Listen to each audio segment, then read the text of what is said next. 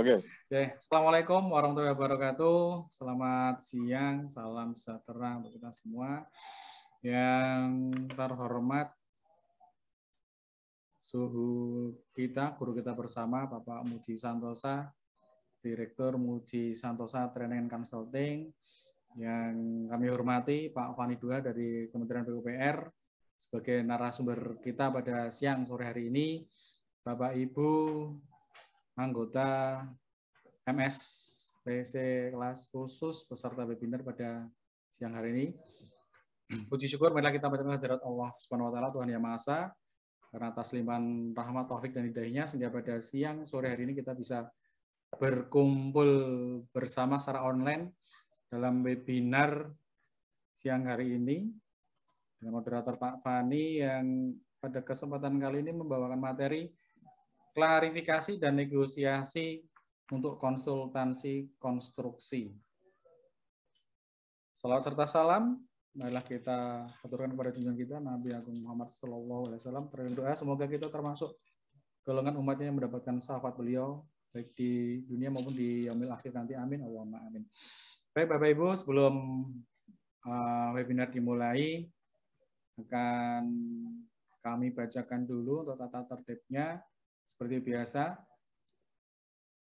webinar terbagi jadi 2 sesi. Sesi pertama adalah penyampaian materi oleh narasumber selama 45 menit. Kemudian dilanjutkan dengan diskusi dan tanya jawab yang akan dibantu oleh moderator. Dan peserta yang akan mengajukan pertanyaan silakan klik tombol raise hand. Jadi kita utamakan yang raise hand dulu. Untuk yang bertanya di chat kami jawab nanti kalau memungkinkan, masih ada waktu untuk menjawab yang di chat. Kemudian link post test sebagai bukti kehadiran akan disampaikan setelah narasumber selesai menyampaikan materi. Jadi selesai materi baru link post testnya disampaikan.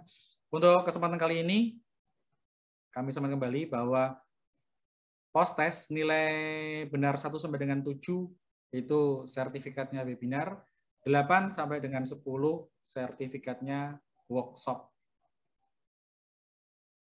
Sertifikat paling cepat bisa di-download 2 kali 24 jam setelah kegiatan selesai.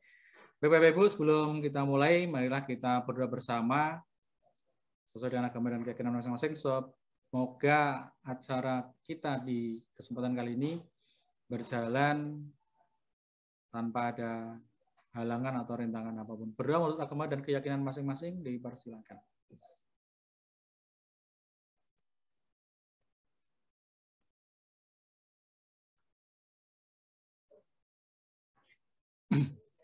Dan mohon izin untuk narasumber sepintas saja, Pak Fani Dua adalah dari Kementerian PUPR. Beliau jabatan sekarang Kepala Balai Pelaksana Pemilihan Jasa Konstruksi Wilayah Kepulauan Riau, Dirjen Bina Konstruksi Kementerian PUPR. Lebih lanjutnya nanti bisa dibaca di slide bersama saya dan Pak Fani. Selanjutnya monggo, waktu sepenuhnya saya serahkan ke Pak Fani. Silakan Pak Fani. Ya, bismillahirrahmanirrahim. Terima kasih banyak Pak Kus atas kesempatan yang diberikan. Yang terhormat Pak Muji, terima kasih banyak seperti biasa sudah ikut diundang untuk berbagi dengan teman-teman semua di sini. Kemudian juga yang kami hormati Bapak Ibu seluruh peserta kegiatan kita pada sore hari ini. Saya langsung izin aja ya, coba langsung share screen. Mudah-mudahan sudah terlihat Pak Kus. Siap, sudah. Sudah ya? Oke, suara juga clear ya? Sudah. Oke, siap. Baik, Bapak Ibu semua, sebagaimana disampaikan Pak Kus tadi, untuk siang atau sore hari ini kita coba berbagi diskusi terkait dengan ketentuan klarifikasi dan negosiasi untuk jasa konsultasi konstruksi ini. Ya, jadi sebagaimana kita ketahui memang dalam aturan PBJ kita saat ini dan dari dulu ya, ada namanya tahapan klarifikasi dan negosiasi. Ini memang agak sedikit berbeda dengan misalkan tender pekerjaan konstruksi, di mana Klarnek ini hanya untuk atau hanya apabila ada satu penyedia jasa yang memasukkan penawaran dan lulus evaluasi. Tapi untuk di konsultan, ini menjadi suatu tahapan yang harus dilaksanakan, mau entah itu pemenangnya ada 3 ataupun hanya ada 1 pun tetap semua dilakukan namanya klarifikasi dan negosiasi untuk jasa konsultansi konstruksi dalam hal ini. Nah, izin kami menyampaikan terlebih dahulu, yang mungkin Bapak Ibu juga sudah sudah pernah berkenalan dengan kami, tapi untuk teman-teman yang mungkin baru bergabung pada hari ini, izinkan kami memperkenalkan diri terlebih dahulu. Nama saya Fani Duha, Bapak Ibu semua, kemudian panggilan kami adalah Fani. Saat ini sebagai Kepala Balai Pelaksana Pemilihan Jasa Konstruksi atau disingkat dengan BP2JK untuk wilayah Kepulauan Riau. Kemudian nomor kontak kami silakan nanti kalau ada hal-hal yang ingin didiskusikan lebih lanjut bisa melalui WhatsApp di 0813 7619 2983. Oke, itu saja mungkin sekilas perkenalan dari kami Bapak Ibu semua. Selanjutnya, nah untuk siang hari ini seperti sebelum-sebelumnya kami mencoba mengelompokkan penjelasan ke dalam 3 outline. Yang pertama adalah mengenai penjelasan umum ya dari klarifikasi dan negosiasi itu apa. Kemudian bagaimana klarifikasi untuk aspek teknis dan metode, serta yang terakhir nanti bagaimana klarifikasi untuk aspek biayanya. Jadi 3 hal inilah yang memang dilakukan klarifikasi dari sisi aspek teknisnya, aspek metode, dan aspek biayanya. Oke, kita coba masuk ke yang bagian pertama, Bapak Ibu semua, mengenai klarifikasi dan negosiasi secara aturan. Tadi kami sampaikan memang pelaksanaan proses klarifikasi dan negosiasi ini diatur dalam peraturan Presiden, bahwa di pasal 50 menyebutkan misalkan ya ada pelaksanaan pemilihan tender dan seleksi meliputi A sampai H. Memang kalau hanya melihat A sampai H ini dia tidak muncul, ada situ ketentuan terkait dengan klarifikasi dan negosiasi. Jadi ini tahapan yang umum atau yang sama antara tahapan tender dan seleksi, ada pelaksanaan kualifikasi kalau dia melalui PK, kemudian pengumuman sampai dengan ada masa sanggah. Nah, di pasal 50 ayat 3-nya kemudian di situ menyebutkan bahwa pelaksanaan pemilihan sebagaimana pada ayat 1 untuk seleksi jasa konsultasi dilakukan klarifikasi dan negosiasi terhadap penawaran teknis dan biaya setelah masa sanggah selesai. Jadi ketika sudah selesai masa sanggah, tidak ada permasalahan sanggah menyanggah lagi, maka kemudian Pokja akan mengundang si pemenang untuk melakukan tahapan klarifikasi dan negosiasi. Oke, nah, apa tujuan klarifikasi dan negosiasi itu sendiri, Bapak Ibu semua? Jadi di dalam aturan tersebut kemudian juga menjelaskan bahwa klarifikasi dan negosiasi ini untuk memberikan keyakinan ya kepada pengguna jasa, dalam hal ini diwakili oleh Pokja, bahwa substansi teknis, substansi metode, dan substansi biayanya itu sudah sesuai dengan pekerjaan yang akan dilaksanakan, ya, kesesuaian antara bobot pekerjaan dengan tenaga ahlinya, kemudian kesesuaian atau kebutuhan dari perangkat pendukung, itu semuanya sudah sejalan untuk mencapai hasil kerja jasa konsultansi yang optimal, ya. Kemudian yang kedua adalah memperoleh kesepakatan biaya, ya. Jadi bisa saja kemudian terjadi perubahan nilai kontrak ya dari angka yang ditawarkan oleh penyedia jasa dalam dokumen penawaran, kemudian terjadi negosiasi, mungkin harganya lebih rendah, itu dimungkinkan. Ya, tapi jangan lebih tinggi. Kalau menjadi lebih tinggi tentu saja nanti akan menjadi masalah di kemudian hari ini, ya. Apalagi kalau kita bicara ini keuangan negara kan, penawaran si penyedia jasa misalkan hanya 1 miliar, kok kemudian kita nego menjadi 1,2 miliar misalkan, ya. Namanya nego adalah prinsipnya adalah kalau bisa ya lebih rendah dari yang dia tawarkan, kan begitu. Nah, ini 2 hal ini Bapak Ibu semua yang menjadi tujuan dari klarifikasi dan negosiasi. Jadi satu adalah meyakinkan bahwa penyedia jasa itu sudah cukup jelas memahami bagaimana substansi teknis, metodenya, kemudian kesesuaian biayanya, sehingga nanti hasil kerjanya ya diharapkan semuanya sudah bisa menghasilkan pekerjaan yang optimal. Kemudian yang kedua tadi memperoleh kesepakatan biaya. Nah, kita langsung masuk Bapak Ibu semua ke klarifikasi dari aspek teknis dan metodenya.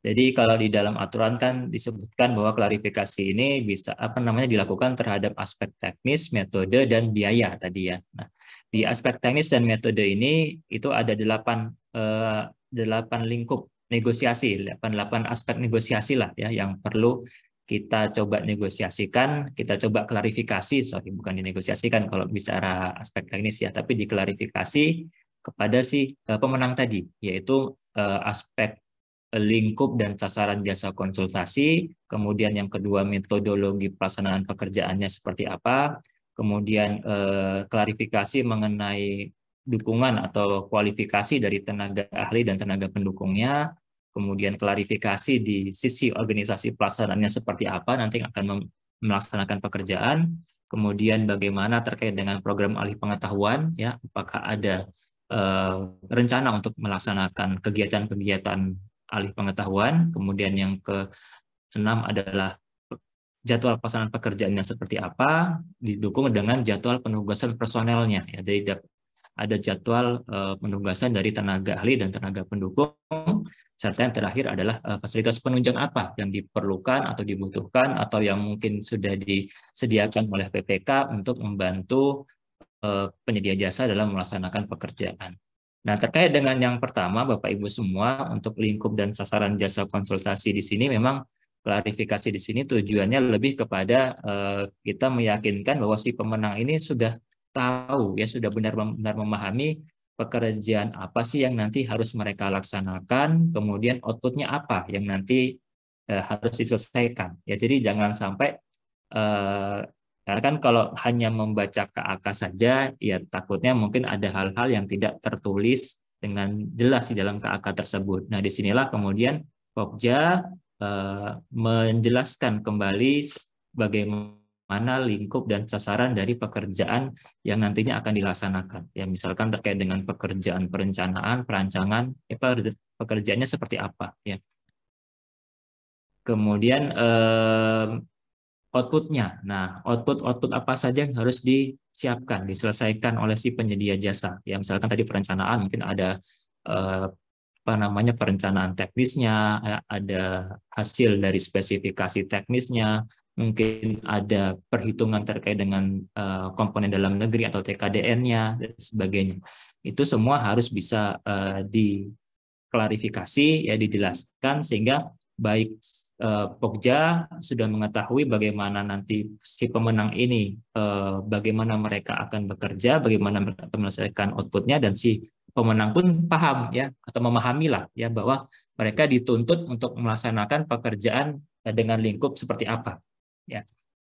Nah, makanya pada sebaiknya Bapak Ibu semua pada aspek pada klarifikasi ini, kalau memang Pokja itu merasa perlu, sebaiknya dibantu oleh unsurnya PPK, ya, yang memahami benar-benar pekerjaannya. Jadi ibaratnya pada saat klarifikasi inilah nanti penyedia jasa dengan si unsurnya si PPK itu bisa menjelaskan secara detail bagaimana lingkup dan sasaran dari pekerjaan yang nanti mau dilaksanakan.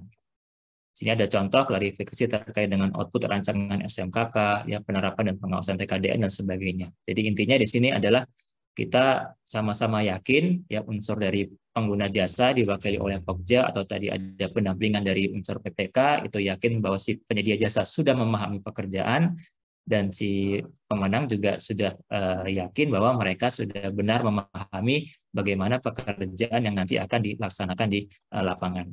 Kemudian yang kedua adalah aspek metodologinya, Bapak Ibu semua, metodologi pelaksanaan pekerjaan.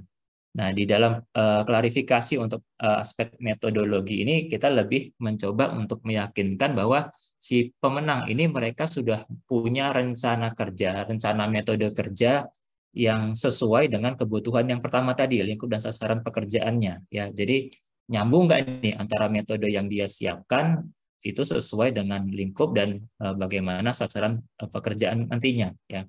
Misalkan terkait dengan pekerjaan perancangan, ya, dalam persyaratan mungkin disebutkan menggunakan BIM. Nah, ini bagaimana metode kerja mereka, misalkan terkait dengan penggunaan aplikasinya, ya.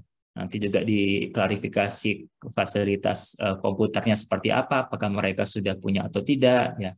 Itu semua di sini dilakukan klarifikasi. Jadi kita meyakinkan bahwa si pemenang ini mereka memang sudah menyusun suatu metode pelaksanaan pekerjaan yang nantinya sejalan dengan pekerjaan di lapangan, outputnya yang dihasilkan sesuai dengan sesuai dengan yang disyaratkan di dalam KAK. Ya, jadi metodologi pelaksanaan pekerjaan juga menjadi salah satu hal yang harus diklarifikasi. Ya, jadi kita cukup punya keyakinan bahwa si TA ini, si tenaga ahli ini atau si penyedia jasa ini mampu loh untuk melaksanakan pekerjaan. Atau di sini mungkin disepakati ya ada metodologi pelaksanaan pekerjaan yang mungkin harus menyesuaikan dengan kondisi lapangan misalnya. Ya. Atau mungkin ada keinginan-keinginan PPK yang kemarin belum tertulis di KAK, nah di sini dilakukan klarifikasi. Apakah kemudian bisa dilaksanakan penyesuaian terkait dengan metodologi yang awalnya sudah dibuat oleh konsultan, tetapi kemudian disesuaikan sesuai dengan kebutuhan dari PPK-nya. Kemudian berikutnya adalah klarifikasi terkait dengan kualifikasi tenaga ahli, Bapak Ibu semua. Klarifikasi tenaga ahli, baik itu tenaga ahli yang disyaratkan di dalam KAK maupun ada tenaga pendukungnya, ya, yang kita juga kadang-kadang syaratkan juga di dalam dokumen KAK kita. Ya. Nah, di sini tujuannya adalah kita sebagai pengguna jasa telah meyakini bahwa si pemenang ini mereka memang punya kemampuan untuk mendatangkan tenaga ahli dan tenaga pendukung yang sesuai dengan kebutuhan pekerjaan, ya, termasuk mengklarifikasi jenis pendidikan lama pengalaman, ya, baik itu tenaga ahli maupun tenaga pendukung. Nah, ini kan sering kita temui Bapak Ibu semua ya, kalau di jasa konsultasi ini kan karena menggunakan sistem scoring, sering misalkan kita syaratkan pengalaman yang kita minta di KAK adalah 5 tahun nih, ya, tapi ternyata setelah kita nilai pada saat evaluasi, ternyata pengalaman si TA ini hanya 2 tahun, ya, tapi masih lolos ambang batas nih ternyata jadi pemenang. Nah, ini contoh yang harus kita klarifikasi, ya, kita klarifikasi apakah iya dengan pengalaman yang hanya 2 tahun ini si penyedia jasa itu, si tenaga ahli itu punya kapasitas, kompetensi untuk menyusun misalkan tadi dokumen SMKK, ya, atau menyusun suatu dokumen perancangan misalkan. Nah, mungkin penyedia jasa di sini bisa kemudian menyampaikan bahwa mereka sudah pernah menggunakan tenaga ahli ini di paket lain, ya, dengan hasil seperti ini. Ya, jadi kita di sini mencoba mengklarifikasi hal-hal yang seperti tadi yang ternyata setelah kita evaluasi dia tidak memenuhi kebutuhan dalam KAK, ya. Tadi misalkan lama pengalamannya ternyata tidak memenuhi, ya, atau mungkin pendidikannya yang kurang dari yang disyaratkan, ya. Baik tenaga ahli maupun tenaga pendukung. Nah, tenaga pendukung, terutama tenaga pendukung kan tidak kita evaluasi ya Bapak Ibu semua dalam proses seleksinya. Jadi tenaga pendukung ini mungkin bisa lebih dilakukan klarifikasi yang lebih jelas, ya, apakah si tenaga pendukung ini memang sesuai dengan kebutuhan PPK di dalam KAK, ya. Jadi nanti juga perlu mungkin dijelaskan ya tugas tenaga pendukung ini apa, ya, kemudian bagaimana kemampuan dari si orang yang ditawarkan itu apakah memang sudah memenuhi kompetensinya atau belum. Oke, kemudian berikutnya adalah terkait dengan organisasi pelaksanaan Bapak Ibu semua. Ya, ini kita mencoba mengklarifikasi bagaimana nanti struktur kerjanya si konsultan ini. Ya, karena bagaimanapun dalam suatu pelaksanaan pekerjaan itu ya harus ada organisasinya lah, ya, yang memudahkan hubungan kerja antara PPK dengan penyedia jasa. Ya, kan tidak mungkin PPK kemudian yang harus mengkoordinasikan semua tenaga ahli. Ya, PPK nanti koordinasi dengan siapa ini? Jadi satu pintu, jadi dengan tim leadernya siapa? Kemudian tim leader ini nanti akan didukung oleh tenaga ahli apa saja, ya. Nah, organisasi pelaksanaan ini nanti yang akan diklarifikasi seperti apa, siapa orangnya, dan bagaimana penugasan atau tanggung jawab ya dari masing-masing kaki-kakinya ini, dari struktur engineer-nya tugasnya apa, arsitektur ini tugasnya apa, dan seterusnya. Kemudian yang berikutnya, yang kelima adalah klarifikasi untuk program ahli pengetahuan Bapak Ibu semua. Ini memang mungkin tidak terlalu tidak terlalu umum, tapi kalau di jasa di pekerjaan konstruksi itu sudah diatur tuh, misalkan untuk paket 50 miliar itu wajib penyedia jasa kontraktor itu memiliki atau melaksanakan program ahli pengetahuan. Nah, kalau di jasa konsultasi memang belum ada kewajiban seperti itu, tetapi ada kewajiban untuk melakukan ahli pengetahuan ini kalau kita mempekerjakan tenaga ahli asing, tuh, ya, misalkan paketnya ini merupakan paket dari dana pinjaman luar negeri kemudian di sana disyaratkan ada tenaga ahli asingnya, nah, maka kemudian salah satu hal yang harus diklarifikasi adalah bagaimana nanti pelaksanaan alih pengalaman ya dari tenaga ahli ke tenaga ahli Indonesia ya, bagaimana program kerjanya ya, bagaimana cara penilaiannya nanti dan seterusnya ya, atau mungkin ada kebijakan ya dari apa namanya, dari instansi pembina jasa konsultasi daerah, kalau ada jasa konsultan tolong dong ada program pemagangan mahasiswa atau fresh graduate ya, sehingga lulusan sarjana teknik di provinsi setempat itu mereka sudah punya pengalaman untuk bekerja di lapangan. Jadi bisa saja kemudian ada kebijakan seperti itu, maka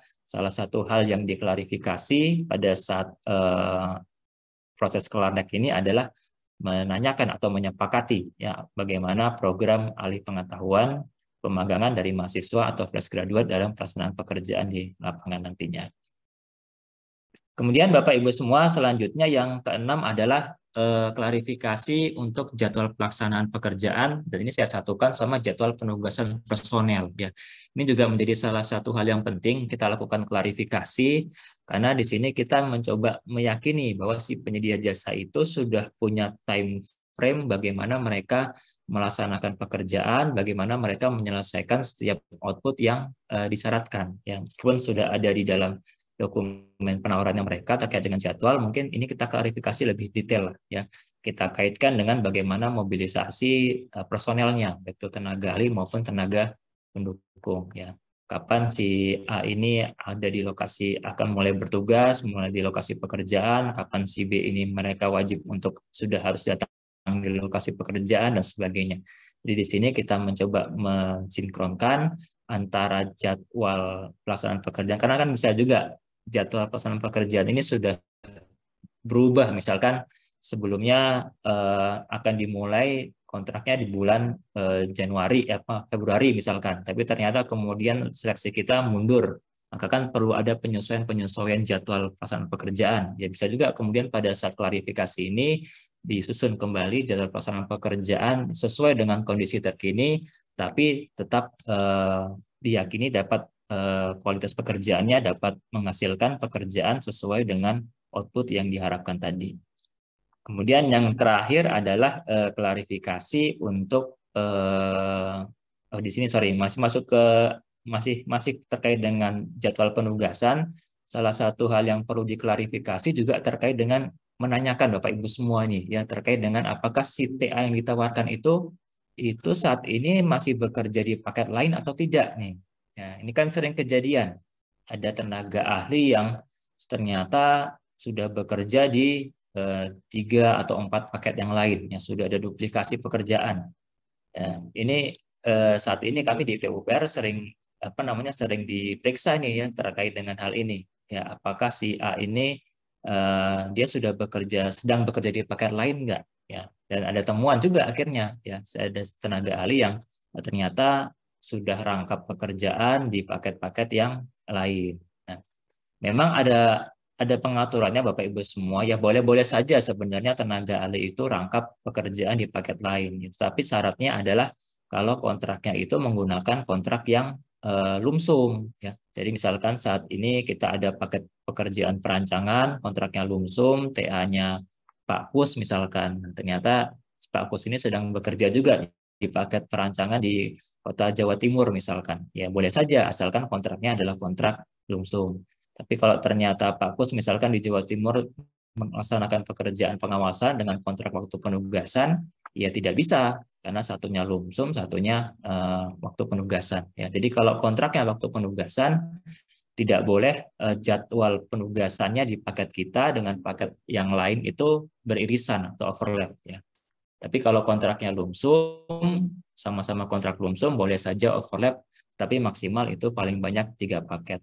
Nah, di sini kita minta penyedia jasa untuk membuat pernyataan lah ya, membuat surat pernyataan bahwa memang benar si A ini tidak sedang melaksanakan pekerjaan di tempat lain. Ya, jadi ini menjadi pegangan kita nanti kalau kemudian ditemukan si A ini ternyata sudah bekerja di paket lain, ya kita bisa menuntut kepada si penyedia jasa misalkan untuk bagaimana tindak lanjutnya nih ya, apakah mengganti atau seperti apa ya, jadi pada saat klarifikasi aspek teknis ini kita coba tanyakan kembali ya. Meskipun sebenarnya pada saat proses evaluasi ini harusnya sudah ditanyakan nih ya. Jadi kan pada saat akan menetapkan pemenang biasanya kita akan coba klarifikasi dulu ya, apakah tenaga ahlinya ini sedang bekerja di paket lain atau sedang ditawarkan di paket yang lain atau enggak kan gitu. Nah, tapi di sini pada saat klarifikasi kita coba lakukan kembali ya untuk memastikan kembali bahwa si tenaga ahli yang mereka tawarkan itu memang siap untuk bekerja di lapangan, tidak terikat pada paket yang lain, ataupun kalau sedang bekerja di paket lain, boleh saja asalkan nanti pada saat dimulainya pekerjaan kita yang di sana sudah selesai gitu ya. Jadi kembali ke jenis kontraknya, perlu dilihat apakah kontraknya lumsum atau kontraknya waktu penugasan. Nah, kemudian yang terakhir untuk klarifikasi adalah kita mengklarifikasi fasilitas dan penunjang. Ya, di sini dibahaslah ya antara fasilitas yang disediakan oleh pengguna jasa oleh PPK, kemudian fasilitas yang dibutuhkan untuk melaksanakan pekerjaan itu apa saja. Nah, di sini disepakati lah ya bagaimana kemudian misalkan tadi terkait dengan misalkan perancangannya akan menggunakan BIM ya. Nah, ini siapa nih yang menyiapkan softwarenya? Siapa tahu dari pengguna jasa sudah memiliki aplikasi BIM sendiri untuk melaksanakan pekerjaan ya.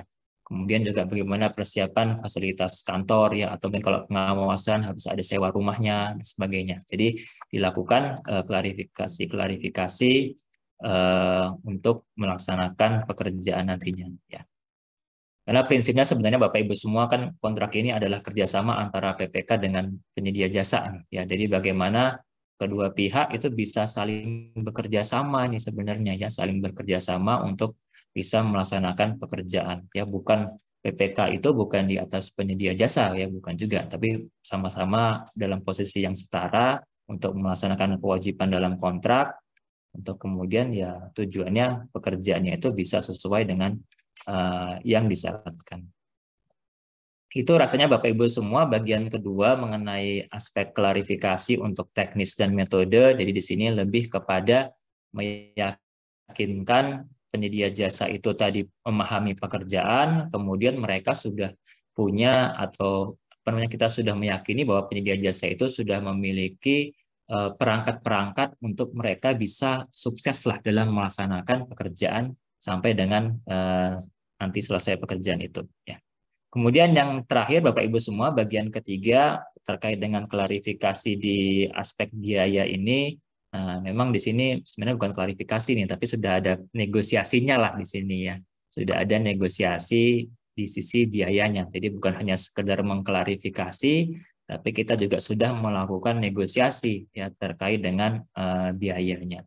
Nah, pada aspek biaya ini Bapak Ibu semua ada beberapa hal yang secara umum perlu kita lakukan, yaitu kita mengklarifikasi dari biaya langsung personel tenaga ahlinya, kemudian mungkin kita lakukan juga klarifikasi kesesuaian antara rencana kerja dengan jenis pengeluarannya dan volume kegiatan dan jenis pengeluarannya ya.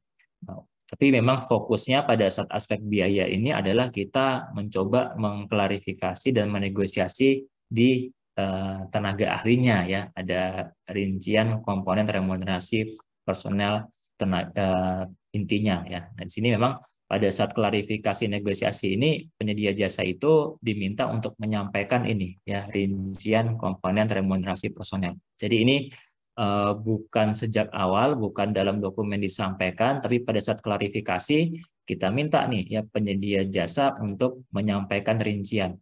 Baik kontraknya waktu penugasan maupun kontraknya lumsum, ini wajib disampaikan ya pada saat klarifikasi negosiasi.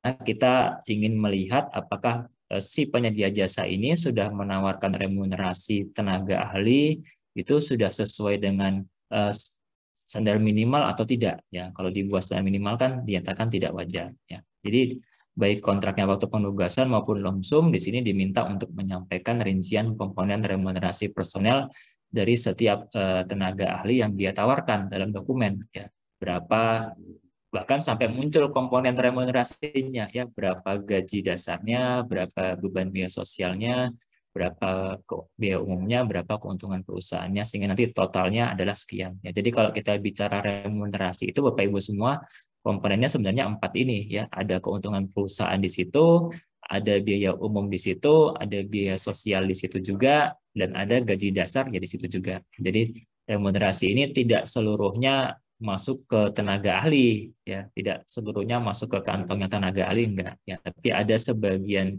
besar yang masuk ke perusahaan, ada sebagian besar yang masuk ke tenaga ahli, dan ada sebagian yang untuk melaksanakan pekerjaan di lapangan. Nah, nanti komponen remunerasi akan kita bandingkan dengan aturan yang terbaru, Bapak Ibu semua ya. Jadi sudah menggunakan Kepmen PUPR 524 tahun 2022. Jadi jangan menggunakan lagi Kepmen 897 2017, yaitu sudah dicabut, sudah digantikan dengan Kepmen PUPR 524 2022. Memang ada beberapa perubahan, kenaikan lah ya, ada kenaikan ya, namanya saja dari tahun 2017 ke 2022 sudah 5 tahun ya, minimal ada nilai inflasi lah ya yang menyebabkan harus sudah dinaikkan tuh ya remunerasi si tenaga ahli tersebut. Nah, ini mungkin masuk sedikit Bapak Ibu semua terkait dengan penjelasan remunerasi ya. Mengapa kemudian diatur harus ada standar remunerasi minimal gitu. Ya mungkin ada yang bertanya-tanya kenapa sih kemudian kita sampai membuat standar remunerasi minimal untuk tenaga ahli. Ya gampangnya untuk yang pekerja saja ya, tenaga pekerja saja itu ada UMP-nya, ada UMR-nya ya. Masa tenaga ahli yang brandware sifatnya ya, yang mengandalkan pemikiran itu tidak ada standar minimalnya. Nah, makanya kemudian di sini ya harusnya logikanya kemudian yang tenaga ahli-ahli ini pun harusnya ada standar minimalnya ya, sehingga mereka juga tidak dibayar sebesar yang tenaga pekerja tadi yang menggunakan UMP atau UMR ya.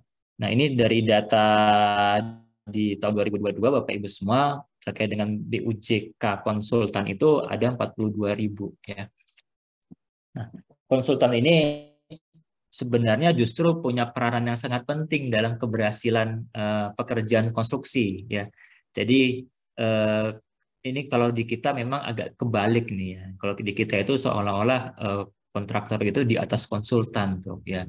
Nah, ini sebenarnya kalau di teorinya adalah harusnya ya engineer inilah yang punya kedudukan yang lebih tinggi daripada teman-teman kontraktor ya, karena mereka yang menyiapkan desain ya, menyiapkan metode kerja, menyiapkan arsiteknya ya. Jadi mereka punya nilai lebih di sana gitu. Nah, makanya di sini sebenarnya konsultan itu punya peran yang penting terhadap kualitas dari pekerjaan konstruksi dan keberhasilan pembangunan. Kalau desainnya tidak bagus, kalau metodenya yang disiapkan tidak bisa dilaksanakan di lapangan, atau mungkin hasil desainnya ternyata tidak tepat di lapangan, ini kan akan menyebabkan kualitas pekerjaannya yang akan terhambat, terganggu nantinya. Ya. Makanya kemudian penting untuk kita mendorong para teman-teman konsultan ini, mereka ya harus bekerja menghasilkan kualitas pekerjaan yang bisa diandalkan lah untuk dilaksanakan di lapangan. Ya. Karena itu perlu diberikan imbalan jasa yang sesuai ya untuk meningkatkan produktivitas. Jangan kita bayar murah tapi maunya hasil kualitasnya bagus ya. Itu ya nggak bisa, itu nggak sejalan lah ya. Kalau kita pengen hasilnya bagus ya kita harus bersedia untuk membayar mahal untuk itu kan. Sehingga kemudian di sini minimal diatur ada standar minimal ya untuk teman-teman tenaga ahli. Karena sebelum ada standar minimal ini seringlah kita mendengar tenaga ahli ini ya penghasilannya tidak jauh beda ya dengan pekerjaan-pekerjaan lain, hanya 3 juta, 4 juta untuk satu paket atau 1 bulan per paketnya. Ya. Sehingga hanya tidak fokus untuk melaksanakan pekerjaan jasa konsultasi, akhirnya harus merangkap melaksanakan banyak paket ya, atau berperan sebagai untuk bekerja di sektor lain untuk membantu untuk memberikan hidup yang layak bagi keluarganya dan sebagainya ya. Jadi sini kemudian dituntut ada suatu standar minimal untuk si tenaga ahli tersebut ya. Nah, kemudian dasarnya ini kami juga perlu sampaikan karena dia dari tadi pagi saya mengisi di LKPP, ternyata masih ada juga nih ya yang bertanya terkait dengan sebenarnya standar remunerasi ini yang menetapkan siapa sih ya? Boleh nggak kita pakai dasarnya dari asosiasi sebagai standar minimal dari Inkindo misalkan ya? Atau masing kepala daerah menetapkan standar minimal untuk remunerasi ini. Nah, ini Bapak Ibu semua kami sampaikan memang di dalam Undang-Undang Jasa Konstruksi itu sudah sejak dari tahun 2017 malah ya. Di pasal 43 menyebutkan bahwa standar remunerasi minimal itu ditetapkan oleh menteri ya. Jadi standar ini harus ada karena di dalam ayat 2-nya mengatur pemilihan penyedia jasa konsultan konstruksi itu harus memperhatikan standar remunerasi minimal nih ya. Jadi memang setiap proses pemilihan penyedia jasa konsultan kita dan penyedia jasa perlu memperhatikan ketentuan terkait dengan standar remunerasi minimal ini. Nah, standar ini ditetapkan oleh menteri ya. Menteri di sini adalah menteri yang membidangi jasa konstruksi Bapak Ibu semua ya. Nah, itu adalah Menteri PUPR ya, karena berdasarkan Perpres sampai dengan hari ini yang diberikan tugas untuk melaksanakan pembinaan jasa konstruksi itu adalah Menteri PUPR gitu. Makanya kemudian Bapak Menteri PUPR berdasarkan amanah di Undang-Undang 2 ini kemudian menyusun peraturan Menteri PUPR nomor 19 yang di situ kemudian melanjutkan bahwa ada besaran remunerasi minimal yang ditetapkan dalam keputusan menteri ya. Jadi memang standar minimalnya itu tidak di dalam permennya karena perlu diupdate lah setiap tahun misalkan ya. Kalau standar remunerasi ini masuk dalam permennya maka akan menyulitkan untuk melakukan perubahan ya, karena harus melakukan perubahan permen artinya ya. Tapi kalau melakukan perubahan Kepmen itu lebih mudah, cukup internal saja ya.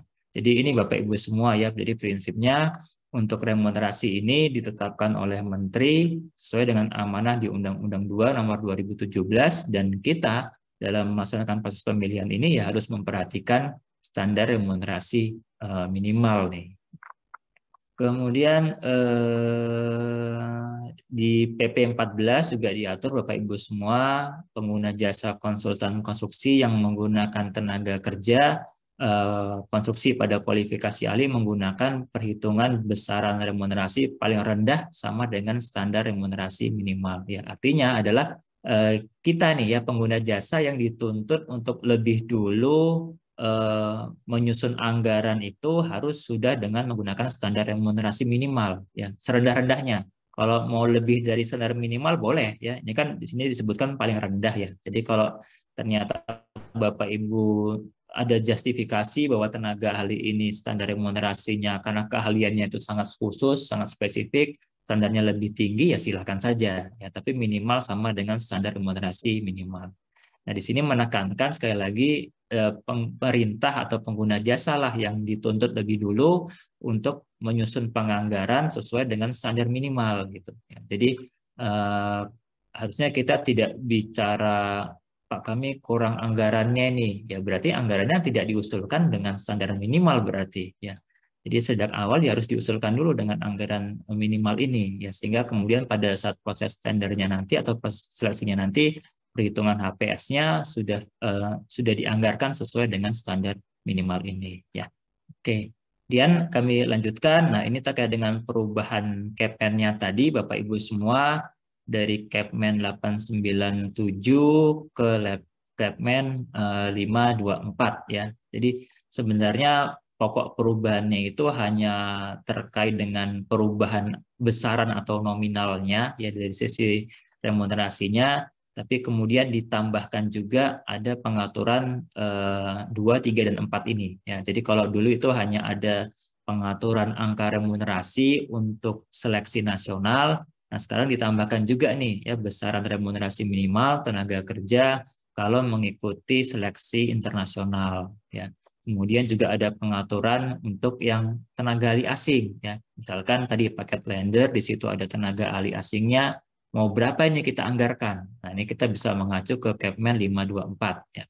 Kemudian yang juga ditambahkan di angka 4 ya. Sekarang ada persentase pengaturan upah yang diberikan kepada tenaga ahlinya ya. Tadi kan remunerasi itu terdiri dari 4 komponen ya, ada gaji dasar, ada beban biaya umum, biaya sosial, sama keuntungan. Nah, seringkali kemudian dulu itu remunerasinya sudah kita naikkan ke 18 juta, tapi yang diterima oleh si tenaga ahli ternyata sama-sama aja nih ya, tetap aja yang tadi 4 juta, 5 juta tadi gitu. Nah, ini untuk meningkatkan bahwa kita pengen yang dinaikkan itu adalah remunerasi yang diterima oleh si tenaga ahli, maka diatur ada batasan persentase upah minimal, upah pokok minimal dari remunerasi ya, yang diwajib itu menjadi bagiannya si tenaga ahli dari sekian persen angka remunerasi tadi. Jadi misalkan tadi 18 juta, sekian persennya ini 30 kalau saya nggak salah, 30 atau 40%-nya itu merupakan kewajiban untuk diberikan kepada si tenaga ahli ya. Nah, ini mungkin nanti juga bisa menjadi salah satu bagian yang diklarifikasi ya. Karena dalam proses klarifikasi tadi kan penyedia sudah menyampaikan rincian di mana di situ ada gaji dasarnya kan. Nah, itu yang kita klarifikasi apakah sudah sesuai juga. Ya, jadi bukan hanya sekedar standar total remunerasi minimalnya, tapi juga upah pokok yang nanti akan diterima oleh si penyedia jasa, si tenaga ahli itu apakah sudah sesuai dengan aturan Kepmen ini atau belum. Ya, jadi bisa kita juga klarifikasi hal tersebut. Oke, kemudian nah ini terkait dengan upahnya tadi ya. Jadi upahnya itu minimalnya adalah 30%.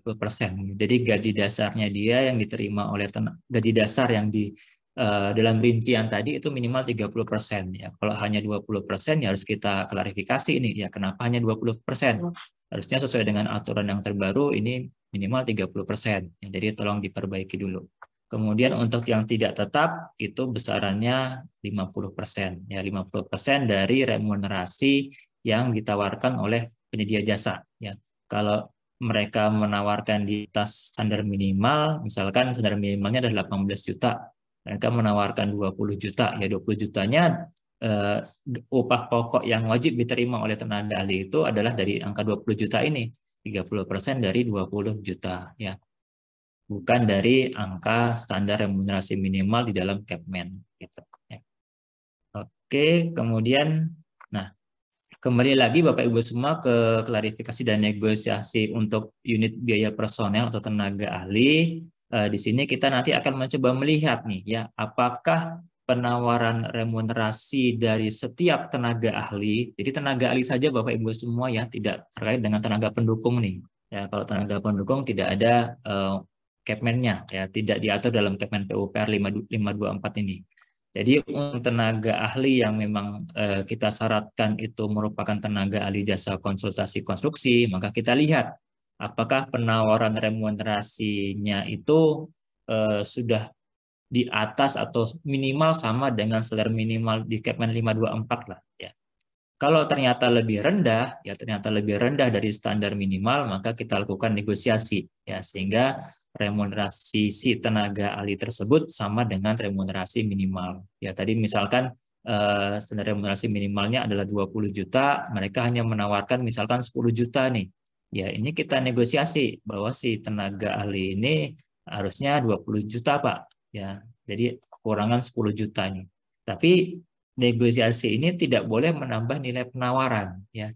Artinya adalah dengan nilai penawaran mereka saat ini ya harus diklarifikasi nih ya, dari mana mereka kemudian akan menutupi membayarkan sisa yang 10 juta ini ya. Apakah mereka kemudian mengurangi biaya-biaya fasilitas penunjang ya, atau mungkin ada kegiatan-kegiatan yang mereka usulkan untuk dikurangi. Nah, itu kalau ternyata tidak bisa kita terima, misalkan mereka mengurangi kegiatan yang sangat berdampak kepada pencapaian output, ya berarti negosiasinya tidak tercapai nih ya. Kita tidak bisa melihat dari mana penambahan yang 10 juta tadi itu bisa dilakukan ya dengan penawaran mereka yang tidak boleh bertambah nilai penawarannya ya. Nah, kalau sebaliknya, kalau penawaran remunerasi si penyedia jasa itu lebih tinggi dari standar remunerasi minimal, maka harus ditunjukkan dulu dokumen pendukungnya, ya bukti pendukungnya, bahwa tenaga ahli yang mereka tawarkan ini memang layak untuk dibayar lebih mahal daripada standar remunerasi minimal nih, ya. Nah, bukti itu bisa dari daftar gaji yang telah diaudit ya, atau bukti setor pajak. Kemudian bisa juga dari tapi ini rasanya udah nggak ada lah, indeks koefisien terhadap upah minimum provinsi ya, karena kan kembalinya tadi menggunakan KPN-nya PUPR ya. Kemudian atau mungkin mungkin dari sini ya, mungkin si tenaga ahli ini bisa menunjukkan bahwa di kontrak yang kemarin kami dibayar segini loh Pak, di atas remunerasi minimal ya, bisa-bisa saja gitu ya. Jadi kalau mereka menawarkan di atas nilai minimal, maka kemudian dilakukan klarifikasi, meminta mereka untuk menunjukkan bukti pendukungnya ya, entah itu daftar gaji yang telah teraudit atau melalui kontrak pekerjaan sejenisnya. Nah, kalau dari daftar gaji ini ada perbedaan nih ya, untuk antara tenaga tetap maupun tenaga tidak tetap ya. Kalau tenaga tetap, maka maksimum besaran remunerasinya adalah 4 kali gaji dasarnya ya. Misalkan tadi gaji dasarnya hanya misalkan standar remunerasi minimalnya di Kepmen adalah 20 juta nih ya.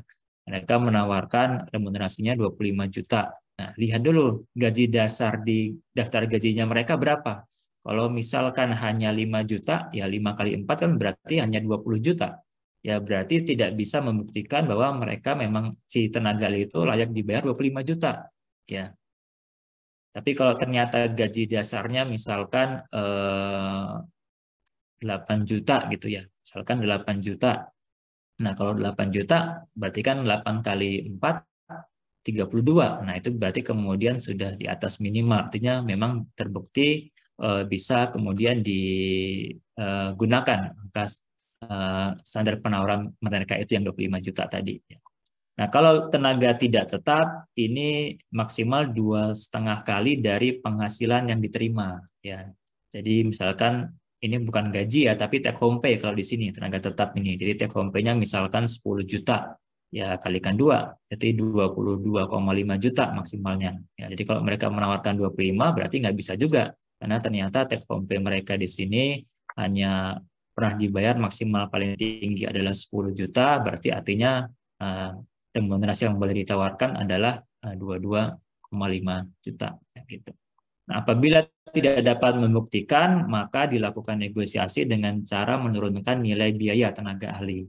Nah, kalau di sini akan berdampak kepada penurunan nilai kontrak nantinya Bapak Ibu semua. Ya, jadi misalkan mereka awalnya menawar 1 miliar, tapi ternyata remunerasinya ini tidak bisa dibuktikan, ya maka bisa jadi mungkin nanti akan menjadi 950 juta misalkan, ya karena ada pengurangan biaya remunerasi, ya termasuk untuk yang menggunakan kontrak lump sum juga, ya. Jadi ketika ternyata di klarifikasi ada remunerasi yang tidak bisa dibuktikan, ya maka pun penawarannya pun nanti akan berkurang menjadi 950 juta ya. Jadi tetap dilakukan negosiasi sesuai dengan standar remunerasi minimal ini.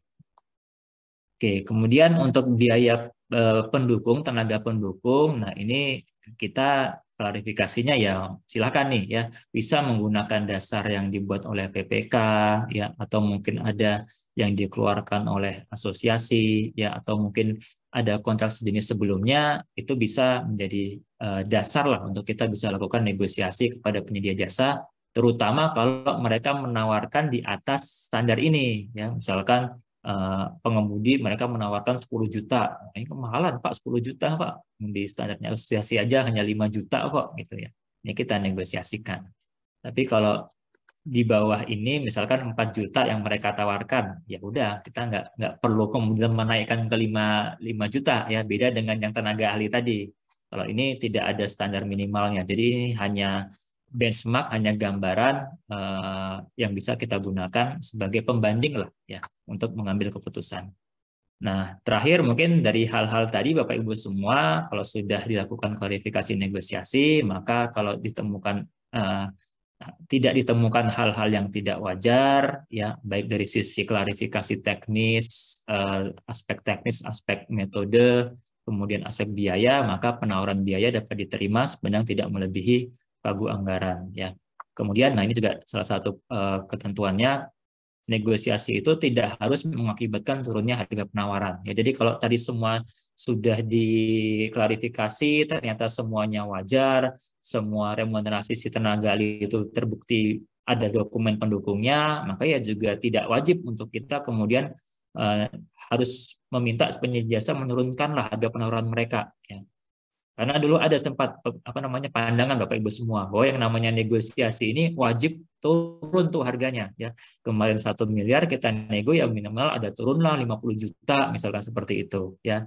Jadi tidak ada ketentuannya. Jadi kalau negosiasi ini ya namanya negosiasi ya. Negosiasi ini kan bisa kan merupakan kesepakatan antara dua belah pihak ya. Jadi kalau ternyata penyedia jasa ketika semuanya sudah jelas, semua klarifikasi tadi sudah dipenuhi, semuanya wajar, mereka tidak mau atau tidak ingin untuk menurunkan harga penawaran, ya silahkan saja ya, bukan menjadi hal yang kemudian menyebabkan proses Klarnek ini menjadi gagal. Ya. Tapi kalau tadi misalkan penyedia jasa menawarnya terlalu tinggi, kemudian dibuktikan ternyata tidak bisa membuktikan, tapi tidak mau menurunkan harga, nah ini berarti kan tidak menghasilkan kesepakatan kalau seperti ini. Nah, kalau di sini kemudian Klarnek kita nyatakan gagal, nah, kemudian Pokja melanjutkan mengundang yang berikutnya untuk dilakukan lagi klarifikasi dan negosiasi. Rasanya itu mungkin Pak Kus yang bisa kami sampaikan terkait dengan proses klarifikasi dan negosiasi ini tidak banyak memang, tapi mudah-mudahan bisa memberikan manfaat kepada Bapak Ibu semua yang selama ini melaksanakan proses Klarnek, atau mungkin bisa juga memberikan masukan nih ya kepada kami bagaimana pelaksanaan di lapangan. Terima kasih, kami kembalikan ke Pak Kus.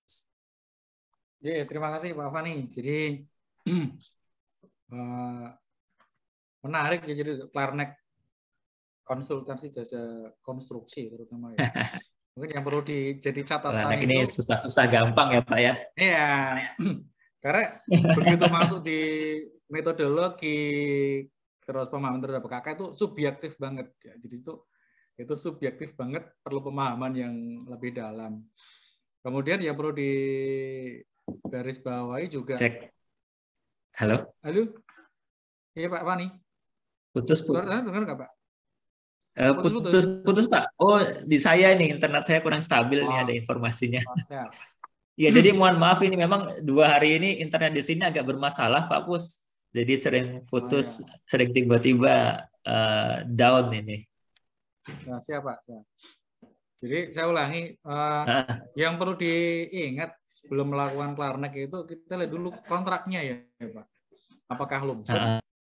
Apakah waktu penugasan? Ya, jelaskan itu.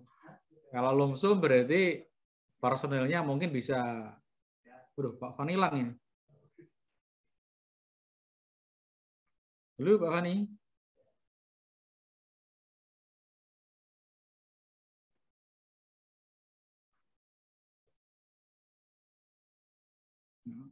Sebentar burus ya. Sudah reset tapi Pak Faninya hilang ini. Gimana nih Su? Pak Faninya hilang Pak Su. Pak Fani?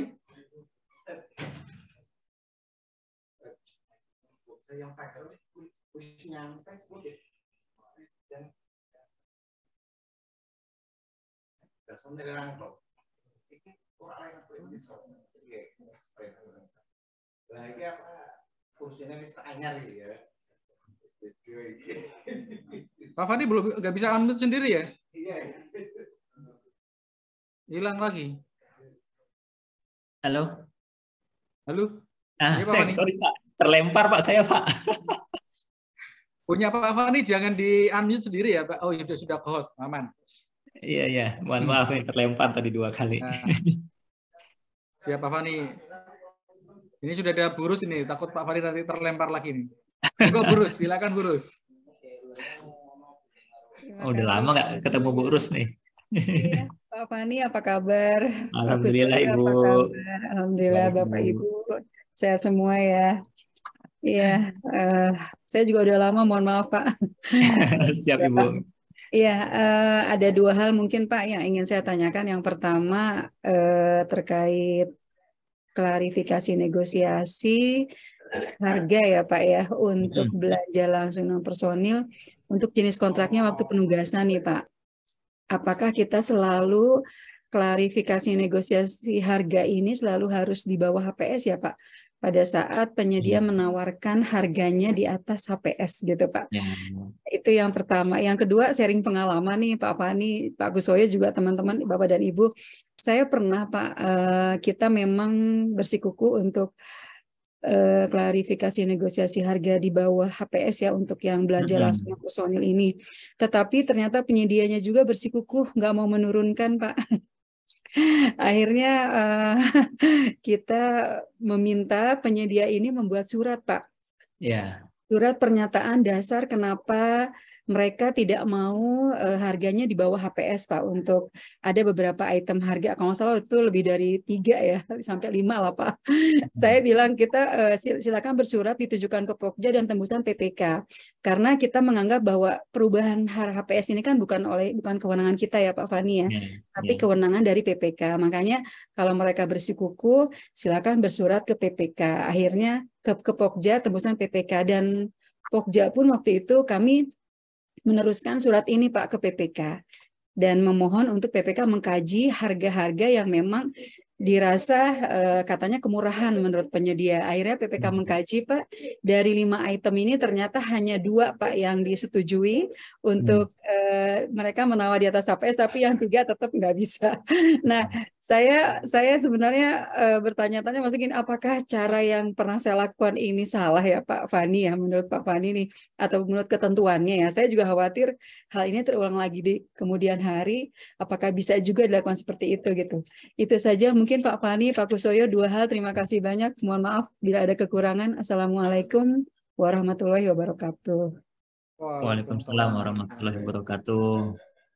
Langsung ya Pak Kus? Langsung Pak Mari. Bu Rus jangan di unmute dulu Bu. Di unmute. Siap Pak, siap. Makasih Pak.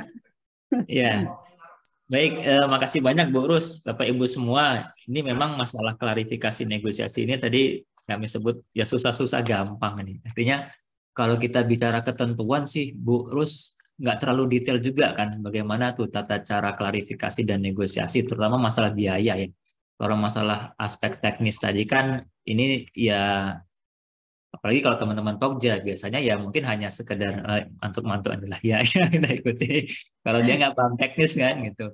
Tapi kalau biaya soal harga memang ini agak menjadi lebih perhatian lah kepada masalah klarifikasi negosiasi harga.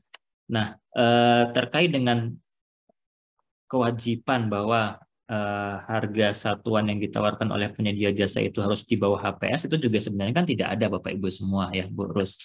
Jadi kalaupun mereka penyedia jasa itu menawarkan ada biaya langsung non personel atau biaya kegiatan yang di atas standarnya PPK, sepanjang totalnya tadi tidak melebihi pagu anggaran sebenarnya juga tidak menjadi persoalan gitu. Tapi saya biasanya juga seperti itu. Artinya ketika kita akan melakukan klarifikasi, kita coba identifikasi dulu ya, mana ini item-item biaya yang nilainya di atas HPS. Memang nanti concernnya ke situ ya. Jadi itu menjadi salah satu pegangan kita pada saat kita maju untuk Klarnek ya. Kita akan minta penyedia jasa minimal untuk menyampaikan Bu penjelasan lah ya, kenapa mereka kemudian menawarkan untuk biaya rapat misalkan kok besar banget nih nilainya di atas biaya rapatnya PPK ya. Sebenarnya apa sih, untuk biaya apa saja nih? Yang mungkin bisa dikejar ke sana. Ya, jadi mereka bisa melampirkan dokumen pendukung, oh ini biayanya untuk ini Pak, untuk sewa gedung, untuk kemudian sewa TV, proyektor dan sebagainya gitulah. Mungkin nanti PPK bisa menawarkan, nah, nggak usah pakai sewa-sewaan lah, pakai kantor kami aja misalkan. Nah kan itu ada tahapan negosiasinya seperti itu sih. Jadi bagaimana menyepakati bahwa ya sebisa mungkin dikejar sesuai dengan harga satuannya PPK gitu. Tapi kalaupun kemudian setelah penyedia jasa menjelaskan ternyata juga menurut kita juga ya masih bisa diterima, ya tidak masalah juga harusnya. Artinya kita juga harus legowo di sini ya. Jadi namanya negosiasi ini kan win-win solution Bu ya. Mungkin di satu sisi kita ada yang kita bisa kita bisa menerima pernyataannya penyedia, tapi di sisi lain mungkin penyedia juga ada yang bisa menerima ketentuannya kita. Mungkin demikian Bu terkait dengan negosiasi ini nih. Iya, tetapi Pak Fani, mohon maaf, apakah kita juga harus berkomunikasi dengan PPK pada saat mereka menawar di atas HPS ya? Karena ini sering jadi temuan juga Pak, misalkan Apip gitu ya, kok ini jadi ujung-ujungnya mengembalikan gitu Pak? Iya, betul, Bu. Boleh, Ya, Bu. Jadi ini juga yang salah gitu satu ya. kita sampaikan nih kepada si penyedia jasa ya. Oh, nanti kalau ini saya kedengaran nggak ya? Kedengaran Pak? Kedengaran, kedengaran, kedengaran. Ya, Kedengaran soalnya Pak? gambarnya berhenti di saya nih. Oh Jadi ya, ini juga salah satu apa namanya yang kita sampaikan pada saat negosiasi ya, ketika Bapak Ibu bersikukuh untuk dengan penawaran seperti ini, pengalaman-pengalaman kami ada loh resiko-resiko untuk kemudian nanti di perusahaan pekerjaan diminta untuk mengembalikan ya karena dianggap kemahalan dan sebagainya gitu. Jadi ya siapa tahu dengan kita sampaikan itu si penyedia jasa kemudian oh ternyata kalau di sini aku bisa bermasalah ini ya. Mungkin dia di tempat lain nggak ada masalah Bu Rus kan, nggak apa-apa. Jadi mereka tetap bersikukuh kan. Tapi kalau di tempat kita ternyata pemeriksaannya tidak seperti itu ya, namanya kan tim pemeriksa ini beda-beda juga nih cara pandangnya gitu. Mungkin demikian Bu Rus. baik. Terima kasih Pak Fani, Pak Kusoya, Bapak dan Ibu, terima Jadi kasih. tidak masalah kalau mau mengundang unsur PPK Bu ya. Bahkan Iya, menurut saya justru lebih bagus tuh kalau kita mengundang unsur PPK. Karena pada tadi saat itu ya. Ya. ada klarifikasi aspek teknisnya, mereka yang memahami, HPS-nya juga mereka kan yang paling tahu tuh seperti apa isinya. Ya, Gitu. siap. Terima kasih, Pak. Ya, sama-sama Bu. Kadang malah gini Pak Fani. Jadi Jadi, dari remunerasi oke, ya yang penting ada negonya dikit, akhirnya apa? Ya non personel dinego sampai habis. Mainnya kan akhirnya seperti itu. Yang penting turun ya. kalau itu harusnya dinyatakan tidak wajar tuh kan. Bagaimana mungkin semua apa namanya semua biaya pekerjaan itu jatuhnya ke remunerasi kan? Harusnya kan tetap ada dong biaya non personelnya kan untuk melaksanakan pekerjaan. Kalau itu tidak ada biayanya, nanti Bapak gimana cara melaksanakan pekerjaannya kan? Jadi masih tetap pasti ada kesempatan untuk nego Pak Fani ya. Jadi nggak melulu di remun ya. Kalau remunnya sudah cocok ya, turun dikit lah ke non personel. Betul. Lanjut ke Pak Wira. Yang di chat sabar dulu ya. Kita ke Pak Wira dulu yang resen. Di chat juga banyak ya ternyata ya. Iya. Assalamualaikum, selamat sore. Waalaikumsalam Pak Wira.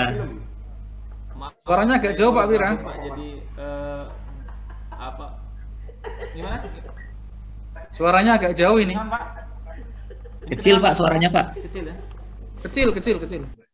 Halo Pak. Ya lumayan. Ya lumayan. Nah. Izin Pak. Ya. Jadi saya ini baru gabung Pak, sinyal kami ini kadang muncul kadang hilang Pak. Sama ini Pak. Belum menyimak Pak materi dari yang Pak Fani bawakan. Yang ingin saya tanyakan aja Pak, mungkin udah ditanya sama rekan-rekan yang lain terkait remunerasi Pak. Remunerasi. Bila dalam negosiasi itu penyedianya Pak, kami penyedianya itu tidak terjadi kesepakatan harga Pak terkait remunerasi Pak, apakah bisa digugurkan Pak? Tidak sepakatnya seperti apa ya Pak Wira ya? Dia tidak ikut remunerasi Pak, dia di bawah remunerasi.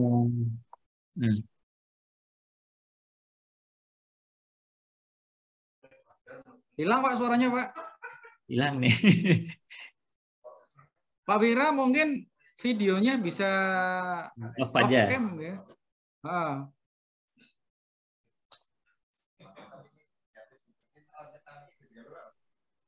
Halo Pak Wira.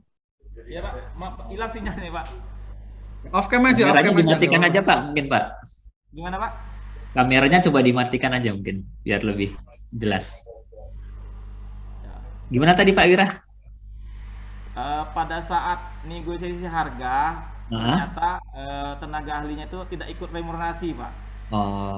Pada saat kami klarifikasi, ternyata harganya juga tidak udah dipindahin ke yang non personelnya ke remunerasi Pak, ternyata tidak mencukupi juga Pak. Masih nggak cukup juga.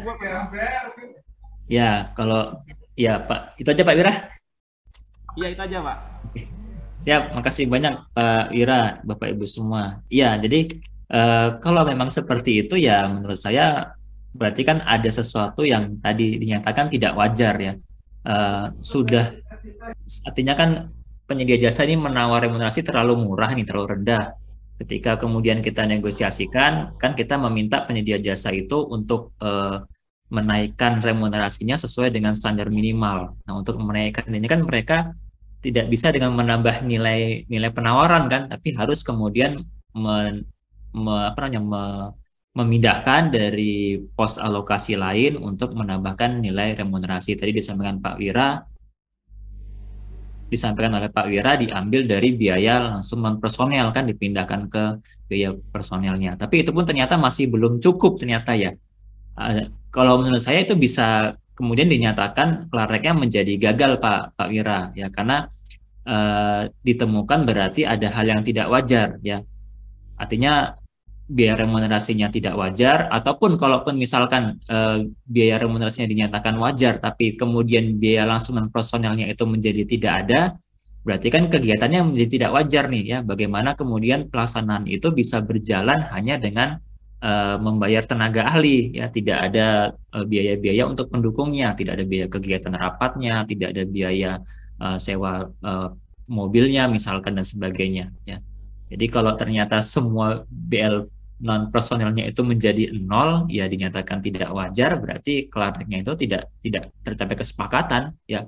Pokja tidak bisa menerima dong bagaimana pelaksanaan pekerjaan ini bisa selesai kalau tidak ada biaya langsung non personelnya. Demikian Pak Wira. Jadi kita bisa lari ke cadangan satunya. Terima kasih Pak. Ya, siap. Wah, sudah mute dulu. Baik, Bapak Ibu silakan resen kalau ada yang mau bertanya. Sambil nunggu yang mau resen, ini saya baca yang di chat ya, Mas Fani ya. Pak Agus Nain itu ada 2 pertanyaan. Yang pertama, apakah pergantian tenaga ahli memungkinkan di PPK atau pada saat Klarnek saja? Itu yang pertama. Terus yang kedua, jika di bawah remun, apakah menggugurkan? Itu Pak Fani dari Pak Agus Nain. Ya, baik. Makasih Pak Agus. Jadi kalau terkait dengan pergantian tenaga ahli ini, yang memungkinkan itu adalah pada saat berkontrak nantinya di PPK. Ya. Kalau di saat Klarnek ini belum bisa dilakukan pergantian personel gitu. Jadi kalau tadi misalkan pada saat kita klarifikasi ternyata pengalaman si tenaga ahli ini kurang dari yang diminta di dalam KAK, kan bisa terjadi ya. Di KAK kita minta misalkan 10 tahun nih, tapi ternyata pada saat kita evaluasi, dilihat-lihat ternyata total pengalaman dia hanya 8 tahun. Itu kan masih bisa lulus ya. Karena kan sistemnya di sini di konsultan ini kan scoring, penilaian ya, bukan sistem gugur. Ketika lulus ya kita klarifikasi. Klarifikasinya bukan dengan meminta penyedia jasa untuk mengganti dengan tenaga ahli yang punya pengalaman 10 tahun ya, tapi mengklarifikasi dengan si penyedia jasa ini hanya punya pengalaman 8 tahun, mereka mampu nggak melaksanakan pekerjaan ya. Nanti mungkin si penyedia jasa akan menunjukkan bahwa mereka sudah pernah bekerja sama dengan tenaga ahli ini dengan paket yang kira-kira mirip dan hasilnya seperti ini loh Pak gitu. Jadi klarifikasinya itu seperti itu, bukan klarifikasi meminta mengganti tenaga ahlinya Pak Agus. Kemudian tadi yang kedua apa Pak ya? Sorry.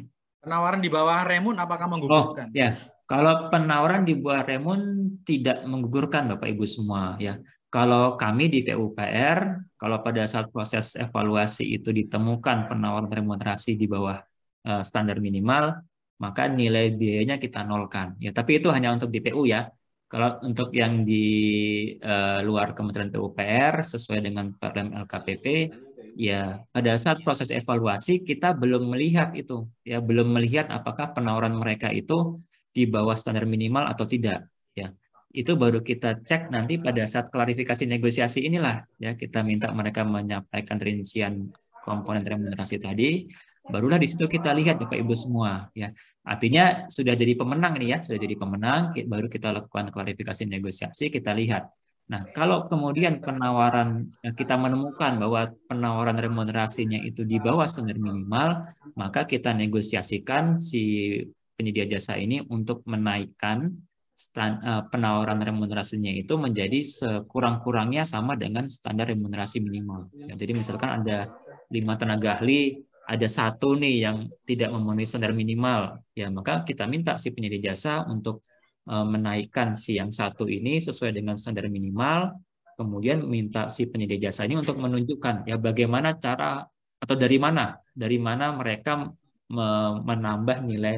menambah remunerasi si 1 orang ini, apakah mengambil dari kegiatan apa itu yang mereka kurangi, entah mereka kurangi dari tadi mungkin sewa mobilnya, kami cari yang murah aja lah Pak, sewa mobilnya nggak perlu yang bagus-bagus ya, atau jumlah mobilnya kami kurangi sehingga bisa menutupi yang angka remunerasi ini.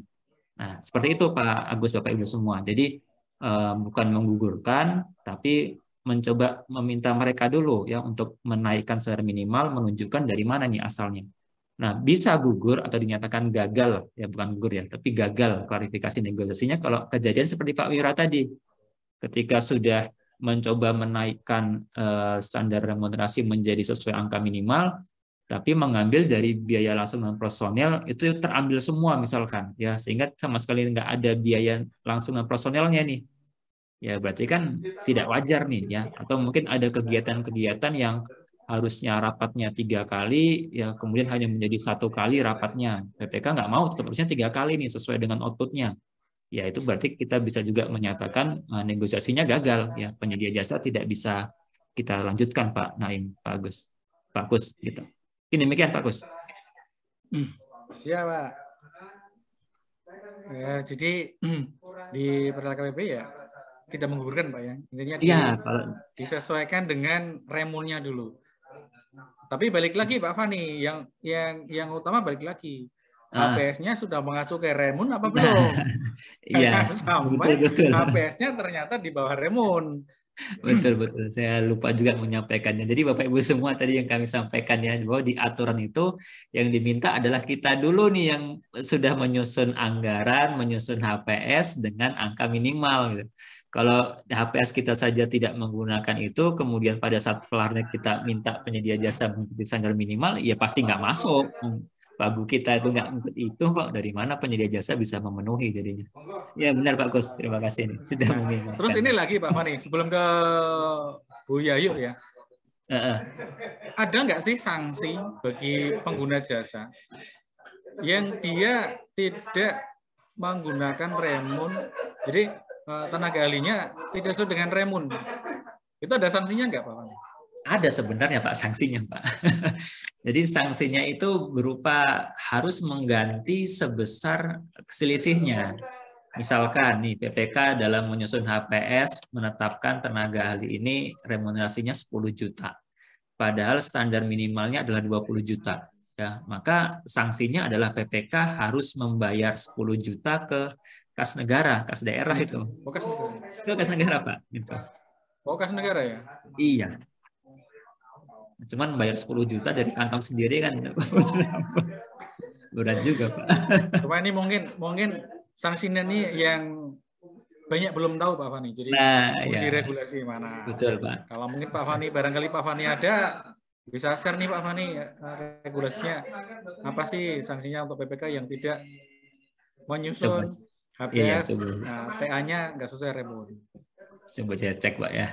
Nah, sambil Pak Fani cari materi, kita ke Bu Yayu Pak Fani ya. Oh iya, siap. Monggo, Bu Yayu atau Pak Yayu? Bu Yayu ya.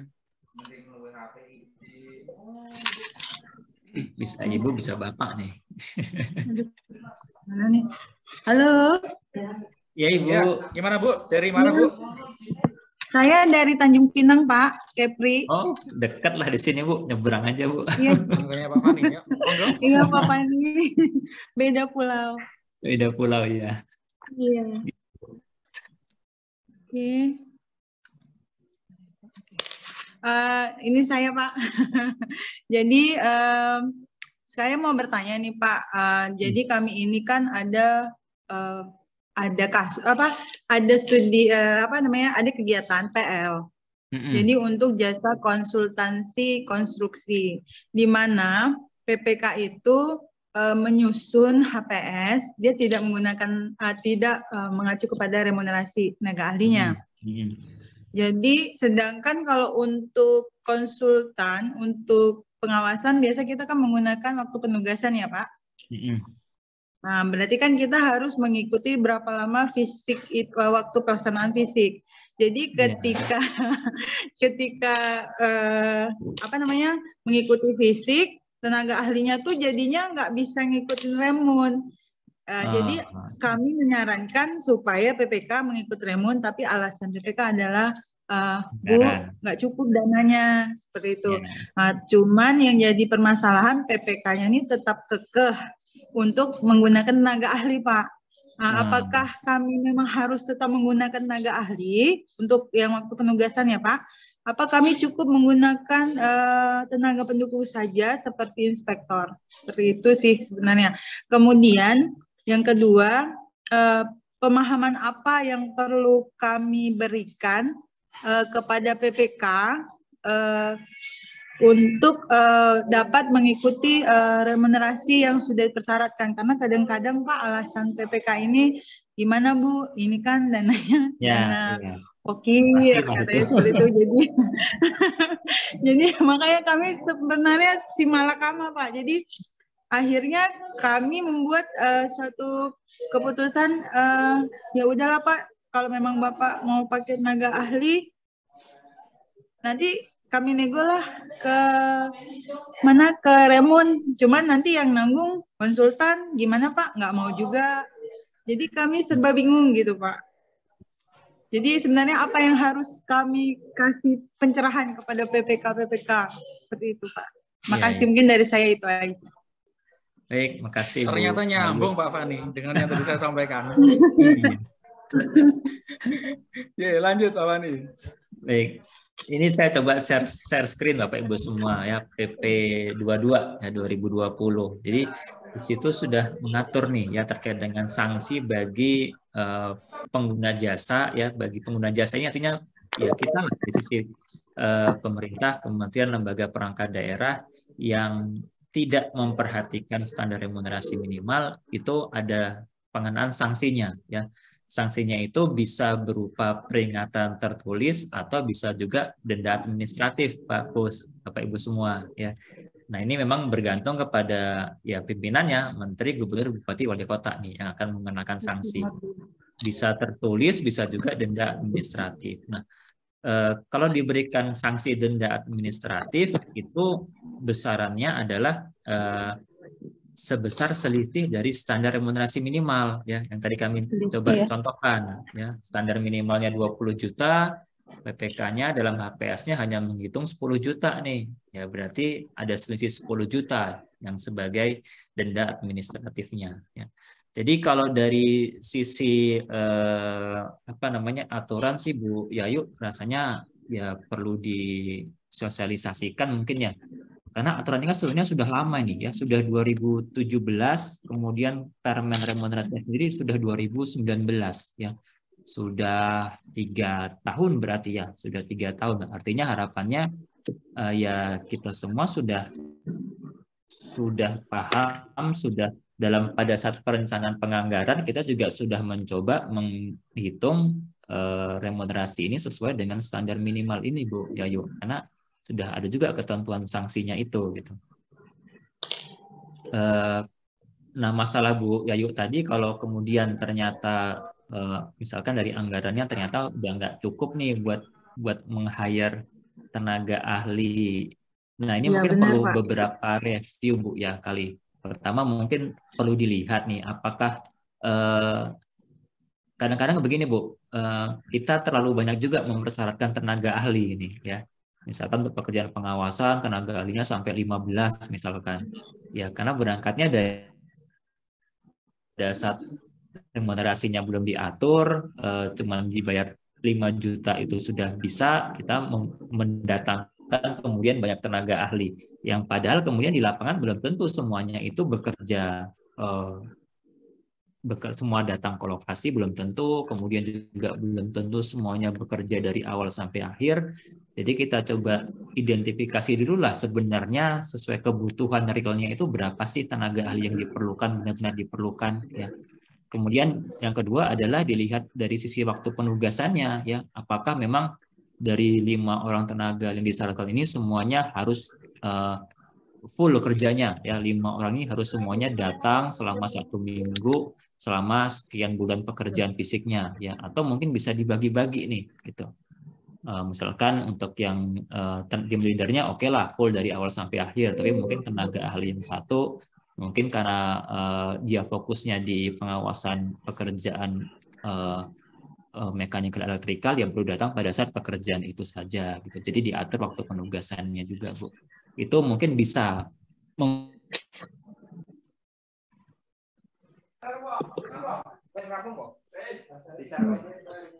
Pak Fani, suaranya hilang Pak Fani. Mental lagi. Pak Fani nya mental lagi. Mungkin di bawah.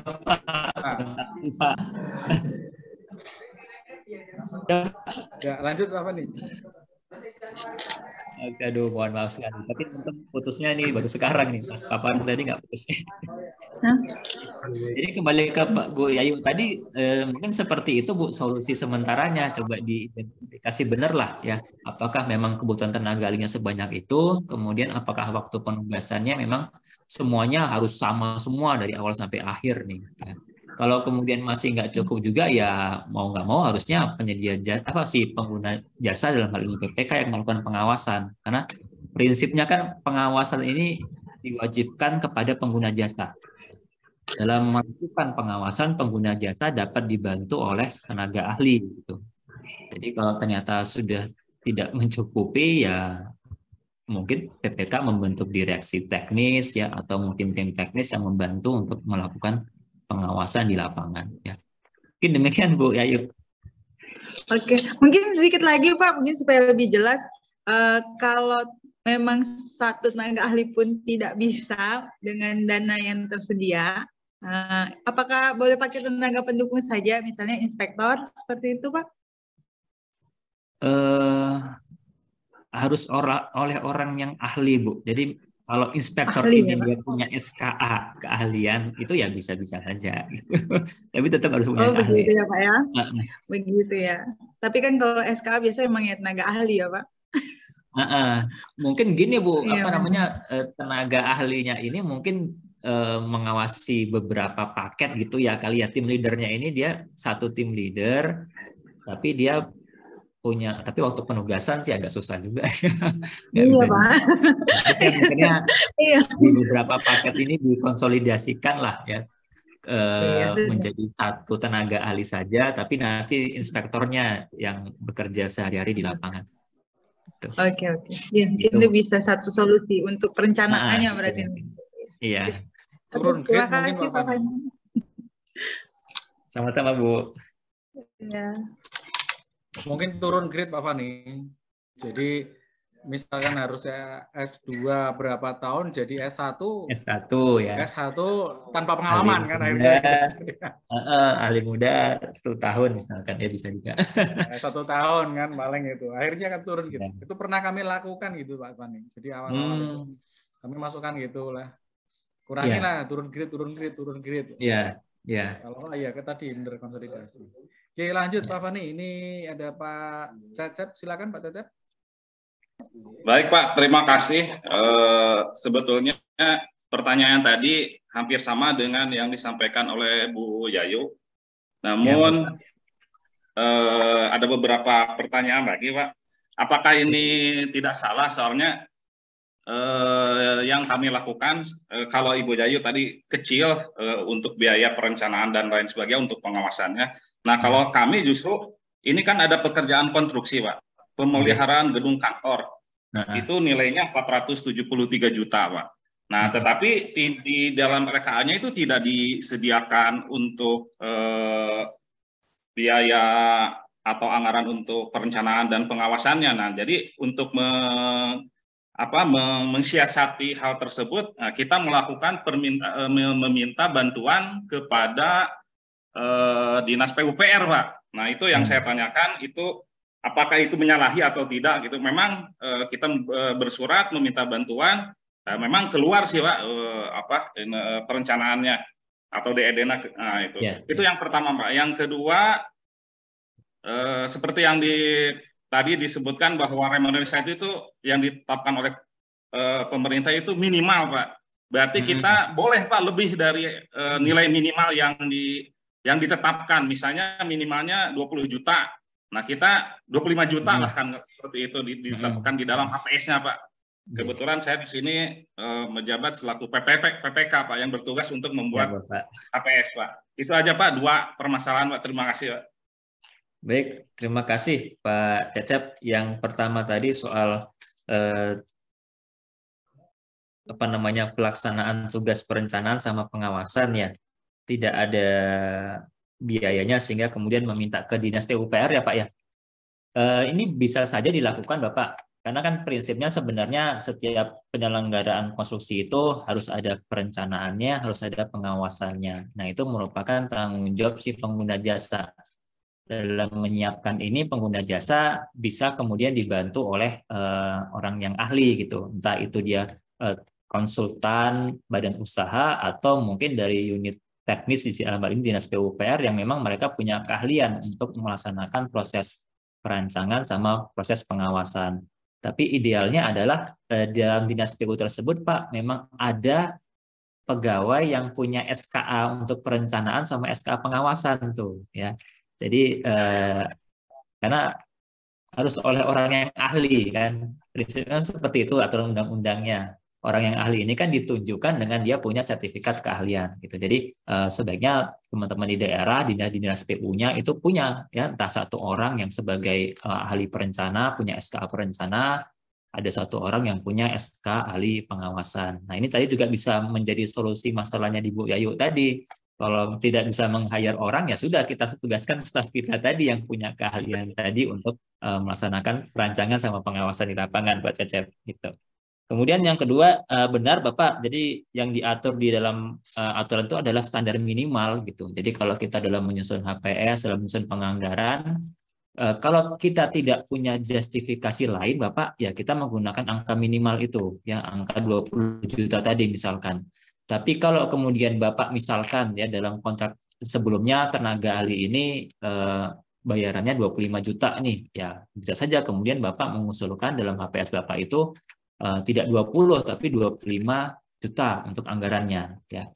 Tapi nanti pada saat akan proses klarifikasi negosiasi, Pak, tetap nanti klarifikasi negosiasinya ke batas minimalnya tadi, batas minimal 20 juta ya, bukan batas minimalnya PPK tadi. Jadi misalkan penyedia jasa menawarkan remunerasinya 21 juta tuh. Ya, ini harus kita terima ya. Bukan kemudian kita minta mereka untuk menaikkan sesuai dengan HPS-nya kita yang 25 juta tadi. Demikian Pak Cecep, mudah-mudahan cukup jelas. Ya, Pak. Terima kasih, Pak. Terima kasih Bapak.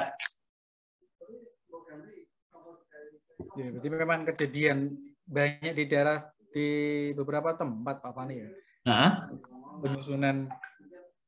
Penyusunan konsultan itu tidak melihat remon. Ini terjadi biasanya karena apa ya? OPD itu nggak gandeng PPJ dalam perencanaan, sehingga menurut buat apa sudah punya sekian, gitu ketemu itu nggak ketemu remonnya. Tapi ini menarik juga sih, artinya ini kan sudah 3 tahun sebenarnya Pak Kus ya.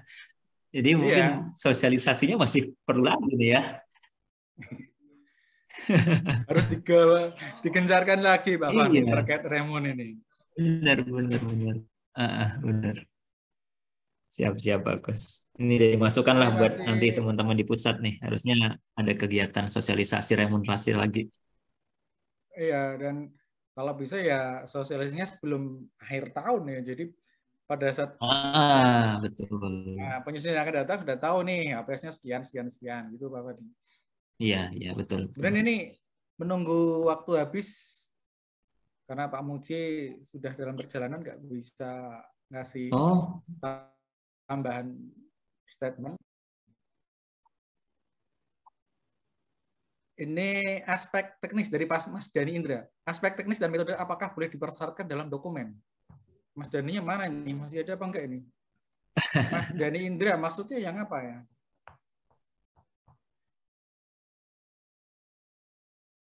Iya, kalau persyaratan di dokumen kan sudah ada ketentuannya Bapak Ibu semua ya, bahwa pada saat seleksi itu yang diminta adalah penyedia jasa menyampaikan pengalaman, proposal teknis sama kualifikasi tenaga ahli. Nah, proposal teknis pun sudah ada tuh ketentuannya yang perlu disampaikan apa saja. Jadi tidak perlu lagi kita menambahkan penilaian-penilaian lain Bapak Ibu semua. Dari proposal teknis inilah yang nanti menjadi pegangan kita nih ya, modal kita lah pada saat kita akan melakukan kualifikasi negosiasi. Proposal teknis ini kan nanti di situ sudah ada pemahaman penyedia jasa kepada KAK, kemudian ada di situ juga sudah ada jadwal pekerjaannya seperti apa, sudah ada juga terkait dengan organisasi pelaksanaan pekerjaannya juga sudah ada. Jadi tidak ada bukan yang diklarifikasi aspek teknis tadi bukan kemudian kita pindahkan ke depan, bukannya. Itu sudah ada ketentuannya sendiri Pak siapa tadi yang menanyakan?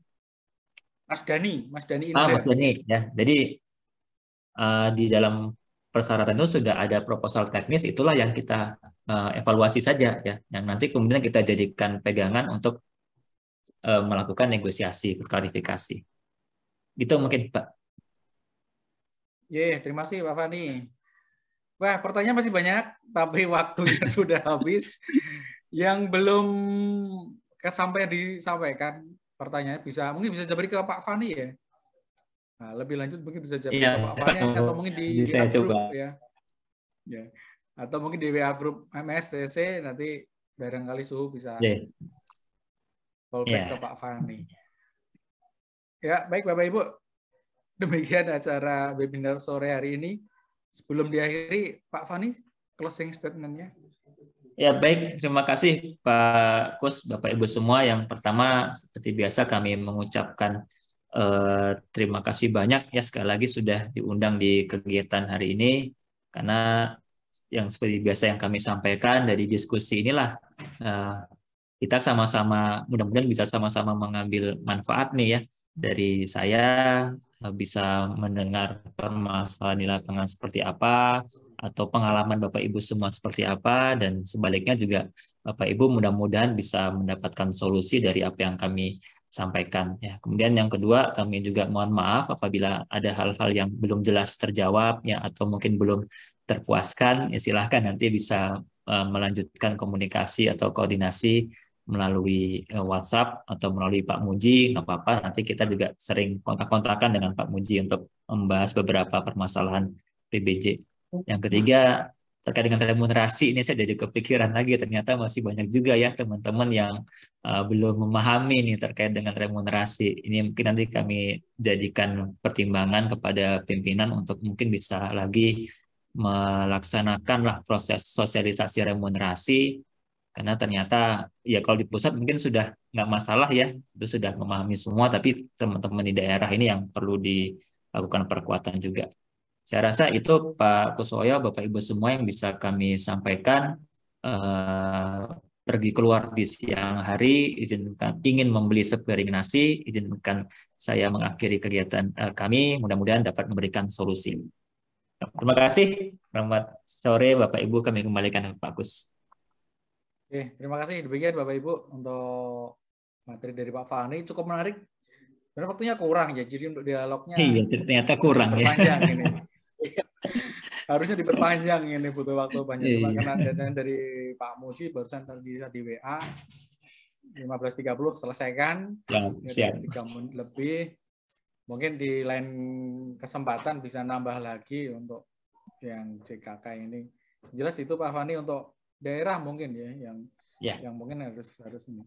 Karena kalau dinas teknis mungkin oke Pak Fani. Jadi masalah kadang non teknis pun dia punya anggaran, misalkan punya perbaikan apalah, konstruksi apa, itu kadang yang tidak sempat terfikirkan. Dan mungkin kasusnya sama kayak punyanya Pak Cecep tadi, anggaran gelondong untuk fisik, tapi di situ tidak masuk perencanaan maupun pengawasan. Ini yang menjadi perhatian Pak Fani, terutama yang di pusat ya, yang ngurusi konstruksi. Demikian kami dari moderator, jadi dari Pak Sri Pamuji, mohon maaf manakala dalam melaksanakan webinar pada siang sore hari ini ada beberapa kendala, dan mohon maaf juga kalau di chat banyak yang belum dijawab kembali karena keterbatasan waktu. Kami mohon maaf, saya yang menemani Pak Fani kalau ada kesalahan juga mohon maaf. Mengakhiri kegiatan, mari kita tutup dengan hamdalah bersama-sama. Alhamdulillah. Selamat sore, saya nggak bisa berpantun ini Pak Fani, jadi pantunnya ngikut Pak Fani aja lah. Selamat sore Bapak Ibu, sampai jumpa di lain kesempatan. Terima kasih. Assalamualaikum warahmatullahi wabarakatuh. Waalaikumsalam warahmatullahi wabarakatuh.